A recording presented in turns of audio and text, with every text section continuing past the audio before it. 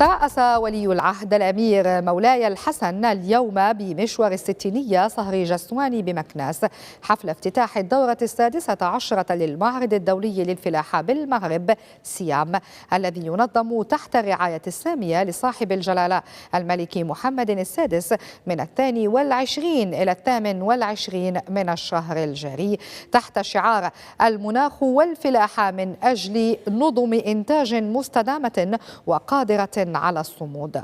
وفي بداية حفل افتتاح المعرض الذي تشارك فيه مملكة إسبانيا كضيفة شرف، أشرف ولي العهد الأمير مولاي الحسن على تسليم 3 شهادات اعتراف بالعلامات المميزة للمنشأ والجودة لرؤساء مجموعات منتجي المنتوجات المحلية المرمزة خلال موسم 2023-2024.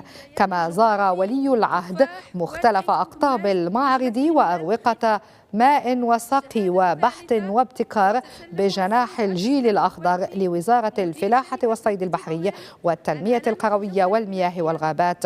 وبقطب الصناعة الغذائية تابع ولي العهد الأمير مولاي الحسن عرضا لشريط فيديو حول أوجه رقمنة الفلاحة قبل أن يتوجه إلى قطبي المعدات الزراعية والمكننة.